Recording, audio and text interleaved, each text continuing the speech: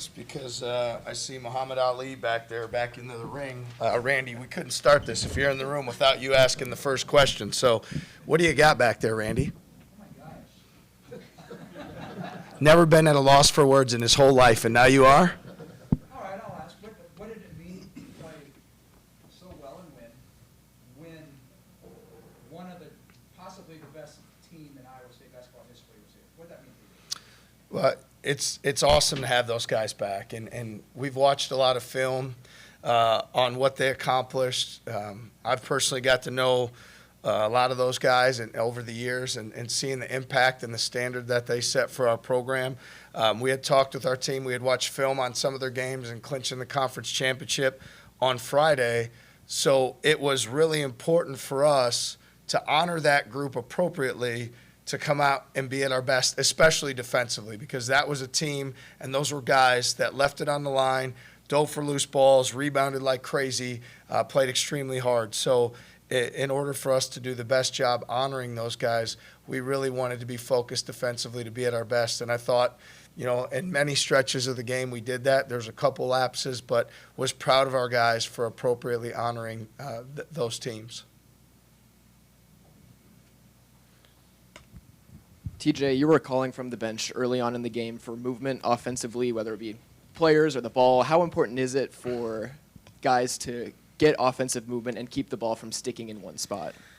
I think, Baylor is a very well-coached team. They're a team that defensively switches a lot. So they're zone, they're man, they're playing man and switching things on ball, off ball. So they're giving you a lot of different looks. And I think sometimes you can get focused on what they're doing as opposed to how we want to attack. And we talk a lot about whether the other team's man, zone, switching. We have a rhythm and a flow to our offense, and we want to keep the ball on the move, simple play for one another. And they did a great job at stretches early preventing us from doing that. And the ball would get stuck, and we'd over-dribble it. And I felt like in the second half our intent was much better. Our player movement and ball movement was much better. And, we made a few more shots and were a little more active on the offensive boards, which also helped. And when things go quiet on the offensive end sometimes, what does it take to climb back into a rhythm and create some of that offensive momentum again? Yeah, best way to do it is get stops, live ball turnovers. We didn't have many of those today. And play off your defense. So you're attacking in advantage situations. Defenses are not matched up the way they want to be, or they're not back. So I think we've just got to be more intentional and focused on turning our opponent over, securing the basketball. I felt like there's a couple rebounds today we could have done a better job securing, and then attacking in transition. Because when great teams, like Baylor, who are well coached, get their defense set, it becomes difficult, in the half court against them. TJ, you talked about how those 2001 teams played. When you think about what those groups accomplished, how do you think about what they did over the course of 2 years in this building? No, when we recognize how challenging it is, when you play in this league, just every game is hard, right? And obviously we're fortunate to play it, in the best home court in the country with the greatest fans. And those guys had a lot to do with that, because a lot of our fans have terrific memories from those seasons. And so to be able to win the league back-to-back years is a tremendous accomplishment. And I know, oftentimes, there's great players that were NBA players like Jamal Tinsley and Marcus Fizer, and obviously Paul Shirley made it in the NBA, but there's so many guys, the Mike Nurses, the Cantrell Hortons, that were terrific players. Guys that Stevie Johnsons that did the dirty work. So many great players, but a great team. And to do it back-to-back years, you've got to be great at home, great on the road. You got to really care about one another. And being around those guys last night and seeing that bond and them reconnecting was really cool. And it's hard to share with guys on your team, but we just want to focus on having a great practice. But I hope for our guys that they can continue to stack up days and have great practices so they can be a part of something like we saw last night, because it's really cool when guys come back and shared such great memories together. We talked to Coach Eustace right before halftime, and the first thing he brought up was how much your team reminds him of his team. What does that mean to hear from a coach like Eustace?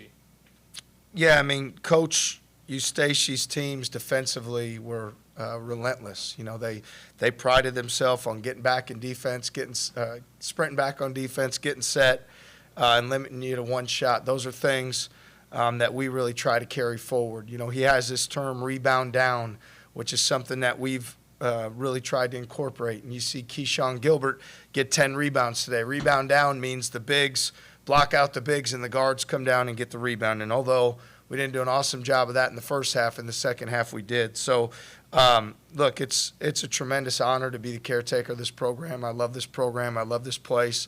So grateful and thankful to all those who have come before us. But when a coach that accomplished what Coach Eustace did with those back-to-back championships says that, a lot of credit to our assistant coaches and our players for the hard work that they do every day.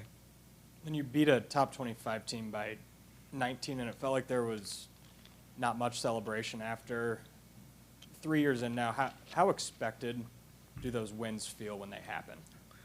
I mean, more than anything, we're not as outcome-based, even though we understand that on the day of the game, the job is to come out with the win, find a way to win by any means possible. We want to continue to keep our focus on staying in our routine each and every day, getting the most out of our day, focusing on our daily habits, and making sure that we stay locked in. And, you know, it's how you do anything is how you do everything. That's such a big deal in our program, how you carry yourself, how you treat people, how you practice, how you stay humble, how you focus. So, look, it's great that we're able to win the game today. I have a lot of respect for their coach and a lot of respect for their program, and they're terrific. And we're just going to keep our head down and keep doing the hard work, and the games will take care of itself if we keep our focus where it needs to be. TJ, what are your thoughts on the way that your team handled Baylor? Just a great offensive rebounding team, but you guys were able to limit their second chance opportunities in scoring. Yeah, I mean, at the start, they were terrific. Felt like Omer and Unjuwuna had 7 offensive rebounds in the first 12 or 13 minutes. I mean, they were all over the glass early. Part of how we're trying to do things is the consistency over 40 minutes, and we did challenge our guys at halftime in that area to make sure guarding the dribble is important, but also finishing plays on the glass. And I think that's an area we can continue to work on, an area we continue to be good. But over time, you realize, you know, with Baylor's program, they average 15 offensive rebounds, and every single year they're great at it. So you've got to be at your very best and be focused at all times to try to keep a team like that off the glass, and felt like in the second half we did that.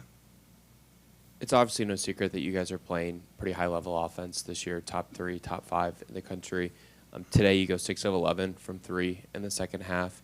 How much of a conscious effort have you guys made to play more like analytically sound basketball of paint twos, free throws, and a higher volume of threes this season?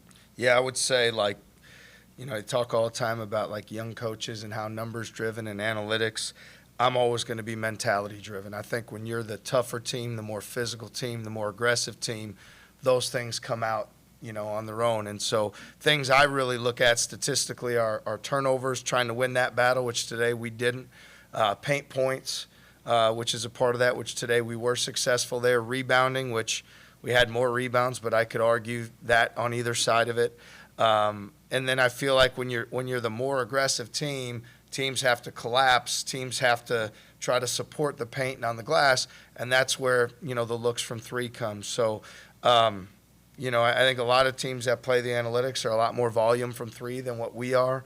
We want to win at the paint, we want to win at the rim, we want to win at the foul line, and we want to take the right threes, and I felt like for the most part tonight we did that. To follow up, do you feel like when you guys are having a lot of success in the paint and getting to the free throw line that more opportunities are naturally coming for guys like Curtis and Milan from beyond the arc?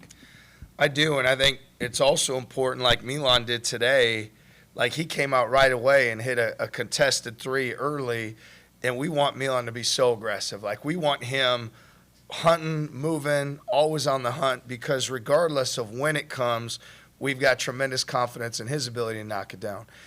Kurt usually doesn't have that same issue. He's hunting, and we need him to keep hunting. So, look, you know what? It was great to see Taman knock a few down. I'm on him nonstop about get your feet set. So I think for all of our guys, you know, they're all they have so much fun playing for one another, and we have a lot of guys that can attack the paint and create an advantage. And we just need to continue to be ready to knock down shots because they're going to present themselves. TJ, you mentioned the relative lack of live ball turnovers forced. What does it say about your defense that they still lock in, hold them to 29.7% shooting and 24% from three, seemingly contesting about everything despite the lack of live ball turnovers? Yeah, except for about 3 or 4 of those late possessions. I thought we did a great job in that department. I think there's a way that when you're able to turn people over, and again, how we defended the pick and roll today was a little different than what we normally do. We were a little bit more in a drop coverage, or a lot of times we'll blitz it, trap it, be more aggressive. We felt like by doing that, we could do a better job keeping Omier in front of us, taking lobs away from the big man, and then keep them off the glass, and that was important. So we knew that the likelihood of turning them over probably wouldn't be as great, and then they have very skilled guards as well. So it's great that we were able to, to contest, to make a miss, to keep them away from the rim and the foul line. We've just got to keep working defensively because I believe we could still be better on that end. Thanks, everyone. Thank you. Thank you. Thanks, TJ. Thank you.